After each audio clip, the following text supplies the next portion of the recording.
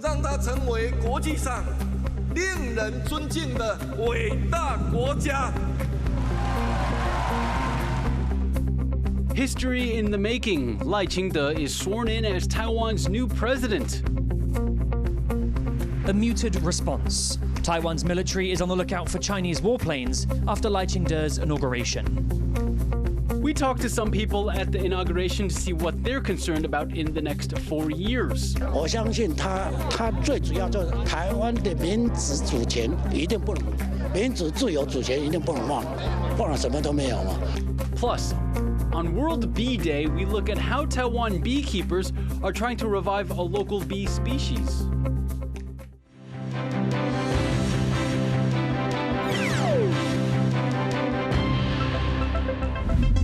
Warm welcome to TaiwanPlus News. I'm Leslie Liao. Taiwan's new President Lai Ching-te has used his inauguration speech to call on China to stop its military intimidation of the island nation. Lai was sworn in on Monday morning in the capital Taipei. Many international delegations were here for the ceremony, including representatives from Taiwan's 12 diplomatic allies and politicians from the US and Europe. Rick Lauert begins our coverage. Pomp, pageantry and national pride as Taiwan inaugurates its fifth directly elected president. 64-year-old Lai Ching-te of the Democratic Progressive Party, or the DPP, is making history. It's the first time any one party will hold the presidential office for 3 terms in a row since direct elections began. 此时此刻，我们不只是见证新政府的开始，也是再一次迎接得来不易的民主胜利。 Lai, who is also the preceding vice president, will govern with Bi Kim-hsiao as his VP. She's a former envoy to the US. Lai has big shoes to fill, taking over from widely popular Tsai Ing-wen, known for standing up to neighbouring China, which claims sovereignty over Taiwan and has become increasingly belligerent over Tsai's 8-year administration. 我也要呼吁中国，停止对台湾文攻武吓，一起和台湾承担全球的责任。 致力于维持台海及区域的和平稳定。 China has made its displeasure over a third DPP presidency known, labelling Lai a dangerous separatist. From this presidential office, Lai, like his predecessor, will have to balance defending Taiwan's sovereignty without overly antagonizing China. But he's facing a very different domestic political situation. While his party won the presidency in elections earlier this year, they lost control of the legislature. That's now in the hands of 2 opposition groups which disagree with Lai's stance on China, and he may now struggle to pass the bills he needs to make good on his national defence promises, particularly purchasing weapons from the US and funding domestic defence projects to keep China at bay. Outside his new office, a vibrant signal of this new president's values. Performances of Taiwan's unique culture watched by dignitaries from overseas. An optimistic vision of the Taiwan he hopes to foster during his 4-year term, but one that will require grit and determination under difficult local and global political conditions. Alex Chen and Rick Lauert for TaiwanPlus. The new president's inaugural speech is always closely examined for hints at how the new leader will deal with foreign affairs and relations with China. For more on President Lai's first speech as president, Chris Gorin sat down with Professor Scott Simon of the University of Ottawa. So what are your major takeaways from Lai's inaugural speech? The number one takeaway that I have is his hope that Taiwan is for the world and the world is for Taiwan. And so it's his hope that the world will recognize the importance of Taiwan for the well-being of the world. Yeah, well, I think that one thing that I would like to do later is sit down and count and try to look at the number of times that he mentions Taiwan and the number of times he says Republic of China. It seems to me that this particular speech was far more Taiwan-centric than the speeches have been in the past. I mean, we have to go back and read Chen Shui-bian's, for example. But it seems like the percentage of use of the word Taiwan rather than Republic of China seems to be quite high. He did also mention early in his speech, he refers to, the Republic of China, Taiwan, as being a sovereign, independent country. And I do believe that it's the first time that the word independent has actually been used in an inaugural speech. It's been used in other speeches, but not during the inauguration. Do you think that that is significant, or do you think it represents kind of the status quo? Well, I think that represents the status quo, actually. And I'm just thinking back I'm looking back at Tsai Ing-wen, I'm looking back to Ma Ying-jeou, just thinking about that. And I think that they all stressed the sovereignty. Ma Ying-jeou talked about the sovereignty of the Republic of China. And then there's Republic of China, Taiwan, right? And I think that was also one of the main things of the speech today, because he said no matter whether you call this country the Republic of China, Taiwan, or Taiwan, we can all come together and support the sovereignty of this country. I think that was something very special about this speech. So in your view, how do you expect China to react to what Lai said in his speech? So I think that he tried to give an olive branch to China. I think he wants there to be a peaceful relationship. He said neither will be subordinate to the other. That's language that Ma Ying-jeou has used, so it's got a long history. So I think that he's trying to have a good relationship with China. But he says we have to be realistic, because he's also very aware of the fact that China's not that interested in having a peaceful relationship with Taiwan. China's interest is to annex Taiwan, which is anything but peaceful. That was Chris Gorin speaking with Professor Scott Simon. Lots of people turned up to see the inauguration in person. Joyce Zeng was there to find out what their hopes are for Taiwan under Lai's leadership. Here at the presidential office, thousands of people have traveled across the country to catch a glimpse of their new president, Lai Ching-te, and to enjoy in the day celebrations like this musical performance by a choir singing classic Taiwanese melodies. Now, people here tell me that what Taiwan needs most right now is unity, both domestically and with its global partners in the face of a growing Chinese threat to take away Taiwan's self-rule. 最需要就是要团结了，真的想让台湾要团结，但是还是看台湾人啦。我们台湾自己要凝聚那个心力，我们要一致的对外。三党要团结我们台湾是最好的福报，这样子好，台湾也是很有自由的，我们台湾才会有前进，才会有国际观。大家就是希望是和平的，对，两岸和平。对。现在大陆习近平一直想要把台湾统一了，一定会施很大的压力的，那就我相信他最主要就是台湾的民主主权一定不能。民主自由主权一定不能忘，不然什么都没有嘛。Taiwan's distinct and vibrant culture is front and center in celebrations here. Earlier we heard folk drum beats, then there was Taiwanese and Hakka rap, two languages representative of Taiwan.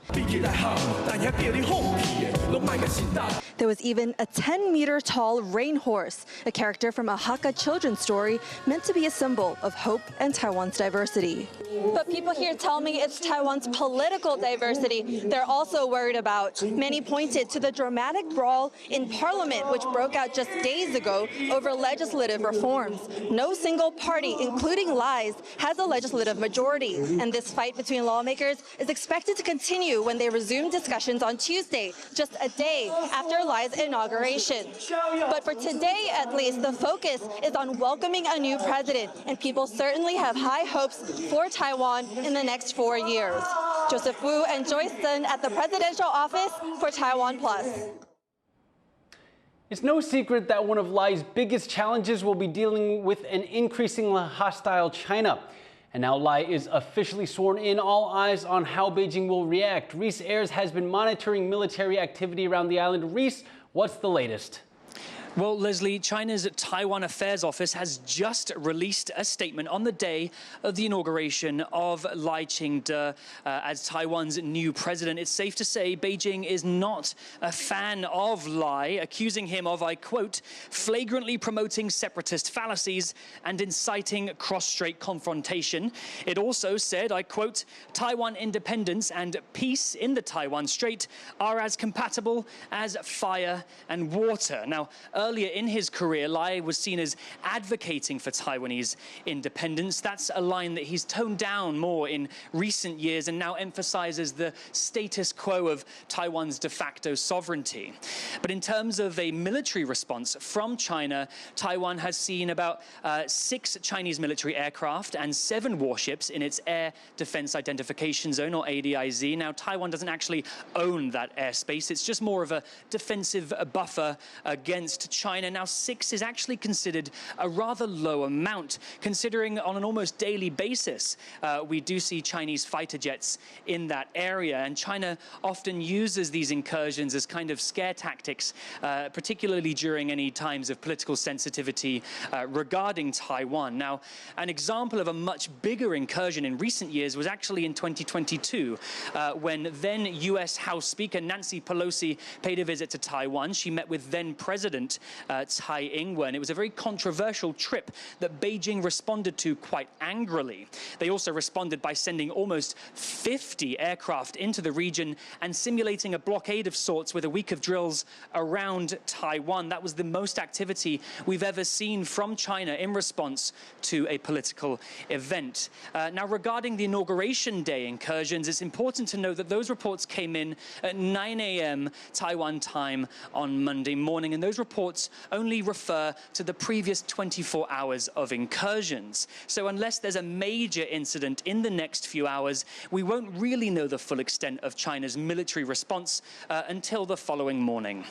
Now, going back to Lai Ching-te and his inauguration speech, he talked a lot about cross-strait issues, including about the continued problem of Chinese aggression. He also said that peace in the strait was of the utmost importance and called on Beijing to stop harassing Taiwan militarily, something it's been doing continuously for years. He also said that the future of cross-strait relations will have a decisive impact on the world and not just on Taiwan. But for now, Taiwan continues to watch the skies. The full extent of Beijing's response to Lai's inauguration, or lack thereof, is really yet to be revealed. And TaiwanPlus will be monitoring Beijing's movements. Thank you for that, Reese. That was Reese Ayers reporting live from Taipei about China's recent military activity around Taiwan and what may come after Lai's inauguration. Lai Ching-te faces some big challenges during his first term in office. One of his toughest jobs will be meeting voters' high expectations. John Van Triest reports. New President Lai Ching-te has capped a long political career, winning his Democratic Progressive Party its 3rd straight term in office. But there are signs the honeymoon might not last long. Among the most recent, this opposition rally in Taipei on the eve of his inauguration. Attendees said they felt let down by the DPP's last 2 terms. Their grievances included frustration with political infighting and lack of progress on reforming the legislature. And then there are the issues on everyone's lips: wages and housing. 比如说让贫富差距变小，然后让大家买得起房子，可是没有啊。因为我也曾经投过蔡英文，但是他让我很失望，因为房价越来越高。他当初的诉求就是房价高要打房，可是他执政之后房价更高了，真的很扯。自从这8年，民党政府承诺说要解决贫富差距的问题，但是我们看数据上来说，贫富差距是扩大的。再来还有是这个房屋分配不均的问题，房价高涨。People on the street, even some who wish Lai success, also have high expectations for change. They point to Taiwan's mounting issues with financial fraud. 我觉得台湾是一个诈骗王国，所以我希望可以有比较好的方式去解决大家对投资的误解或是被诈骗的风险。台湾的诈骗一定要好好的清理啊！台湾诈骗实在是太多了。台湾有好几种、好几个真的要需要改进的，就是我们的枪赌毒这种东西太泛滥。Lai Ching-te won January's election with just over 40% of the vote. Voices like these suggest that as he settles into the presidential office, he still has a lot of persuading to do. Klein Wang and John Van Trieste for TaiwanPlus. The opposition Kuomintang has responded to President Lai's inauguration with well wishes and a great deal of criticism. At a press conference, party chair Eric Zhu criticized Lai's claim to a mandate, saying he won only 40% of the vote in January's presidential election and doesn't command a majority in the legislature. Zhu also criticized Lai's China policy. 我要提醒赖清德总统一句话，不要忘了，台湾贫富差距越来越大，富者越富，贫者越贫。同时，能源缺电的议题，以及我们碰到的所有经济的困境、社会的不公不义，是民进党8年，您担任行政院长，您担任副总统所留下来的坑、留下来的坑、留下来的问题，然后你现在告诉我们你要解决，可是也没有答案。With Lai now in office, his cabinet is ready to get to work. They're selling themselves as an active and innovative team ready to lead the country. But as Tiffany Wong now reports, they have their work cut out for them. Called into action. Ahead of his inauguration, new President Lai Ching-te revealed his new cabinet ministers, those who will lead major government agencies in charge of national security, economic development, and social welfare policies. Heading it all will be new Premier Zhou Rongcai, who previously served as chair of the Democratic Progressive Party. 我也会要求所有的内阁团队成员对自己的业务、自己的政策要充满了信心。对于国人的需求，对于国会的监督，要诚恳、积极的沟通。 Ahead of their start in office, Lai also urged the new cabinet to gain public trust. With Lai only elected on 40% of the vote, he wants to signal his government will listen to a diverse set of voices.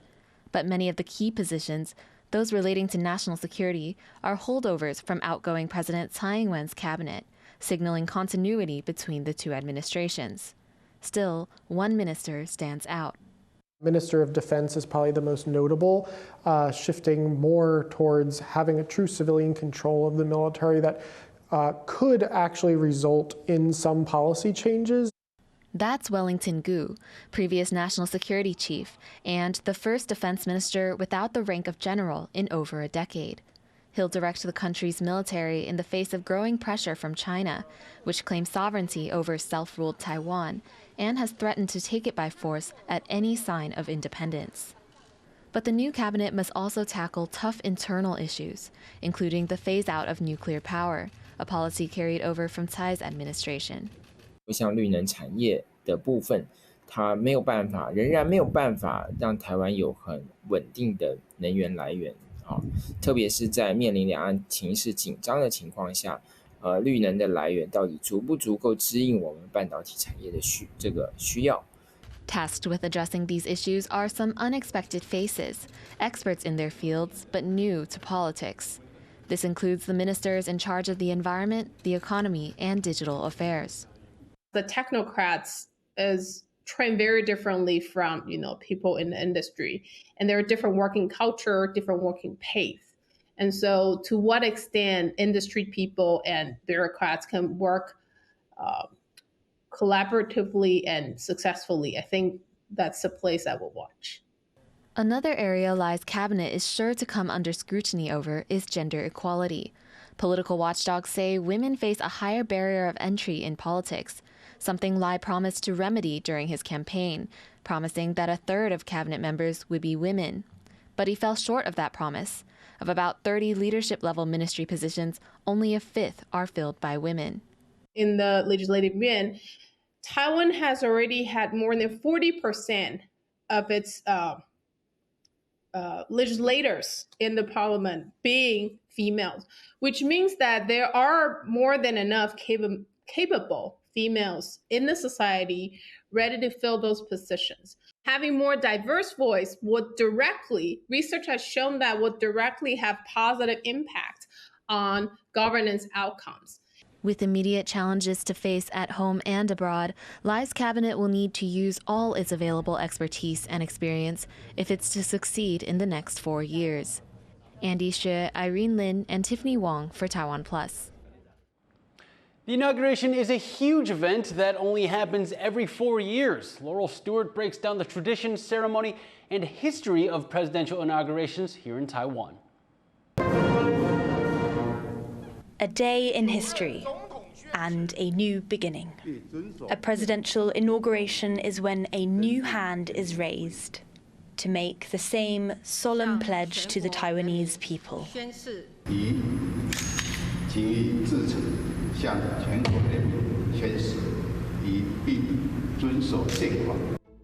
It's an oath prescribed by the Constitution, with each new president and vice president sworn in on the same day, May 20th, the day Chiang Kai-shek took office in 1948 as the leader of the Republic of China. He took power in China during the civil war between the Chinese nationalists, or the Kuomintang, and the Chinese Communist Party. But when the nationalists were defeated, the communists established the People's Republic of China, or the PRC, while Chiang brought his Republic of China, or ROC, government across the strait to Taiwan. In those early days in Taiwan, inaugurations were used to showcase the ruling Kuomintang's military power. Well, there's much more emphasis on military ceremonies. You have the honor guard of the military. You have this display of kind of the military history of the ROC. But Taiwan is no longer the country it was under Chiang Kai-shek's dictatorship, and inaugurations are now a reminder of 1996, when Taiwan's first direct presidential elections ushered in today's democracy with the election of Lee Teng-hui. President Lee and then President Chen, I think these are inaugural speeches. On one hand, these presidents want to establish the sovereignty of Taiwan. But on the other hand, they acknowledge that they had to deal with a powerful neighbor, which is PRC. And inaugural speeches have since become a litmus test, signaling the incoming administration's views on domestic issues and cross-strait policies. 20年来，台湾两岸的宪法定位就是一个中华民国，两个地区，历经3位总统从未改变。我们不会接受北京当局以一国两制矮化台湾，破坏台海的现状。 And with these speeches closely watched by Beijing, they lay the foundation for smooth or rocky cross-strait relations. I think the most immediate concern about the upcoming inauguration is perhaps what the PRC is going to do in response, whether we're going to see increasing pressures against Taiwan. But alongside the speeches, vibrant performances kick-started new traditions. For example, when Taiwan took office, there was a performance called Taiwan's Light, which staged the 400 years of Taiwan's history, beginning with indigenous history, the history of Dutch and Portuguese and Spanish colonization, the Japanese colonial period, and the KMT coming to Taiwan as well. These kind of presentations highlighting Taiwan's history and diversity are center stage at this year's inauguration too. But beyond the fanfare, this day marks a moment in history, one in which the incoming president shows Taiwan's people and its neighbors how he will lead the country into a prosperous and peaceful future. Eason Chen and Laurel Stewart for TaiwanPlus. It's World Bee Day, a day to recognize the importance of bees as pollinators. The day is especially important because the world's bee populations are facing collapse. Here in Taiwan, a small handful of beekeepers are working to revive the country's wild forests with the resilient Asian bee. Sally Inston has more. Carefully checking on his hives, beekeeper Zheng Hongsong has been looking after around 100 of bees' colonies for over a decade. His is one of a handful of apiaries in Taiwan that raises native honeybees. 我继续养殖这一种管理这一种东方蜜蜂，我觉得我也可以得到我生活上面的一个需要，越做觉得它是一个不错的东西，很值得推广，所以就全心投入。